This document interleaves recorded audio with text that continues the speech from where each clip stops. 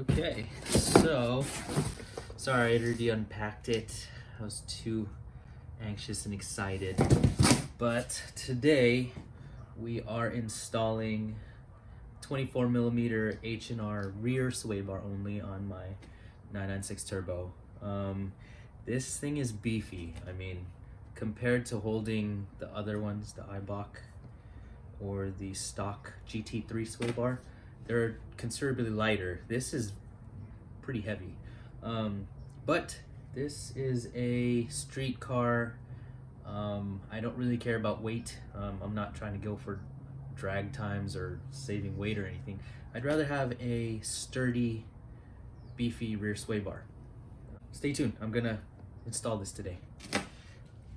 Okay, first order of business, you take a 17mm, put it on one side of the end link, and a 16mm, and you remove end link. And there we go. That's off. Okay, so you remove that. Next, you remove these 13mm bolts.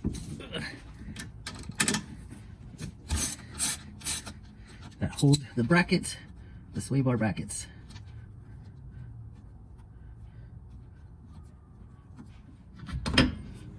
Once you get all the bolts taken out, the sway bar just kind of drops, falls off.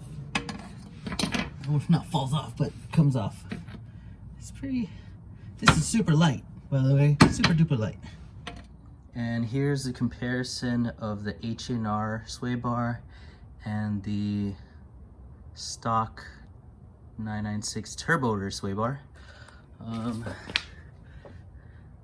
Doesn't look too different, but the OEM rear sway bar is super light. It's very light, but feels very, yeah, I don't know.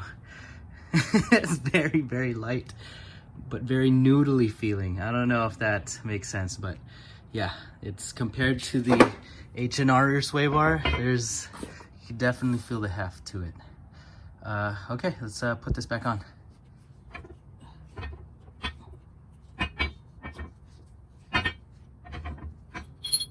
Take the old rack off of the factory sway bar, put down to the new one.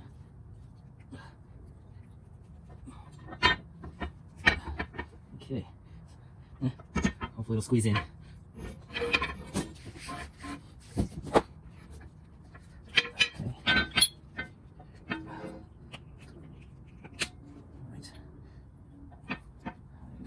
Okay, let's try that.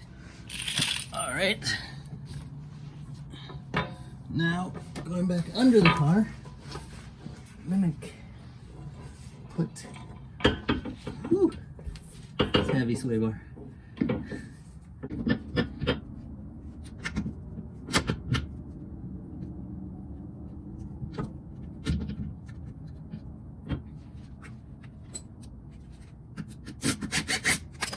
Okay, one side.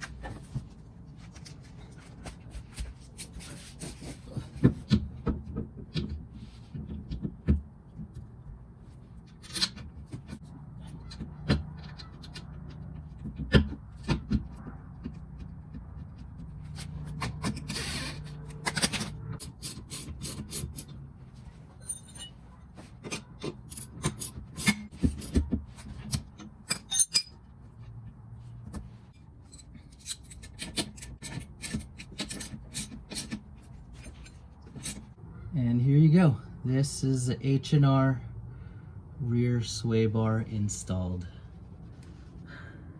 Wasn't too bad. It's not a very hard install.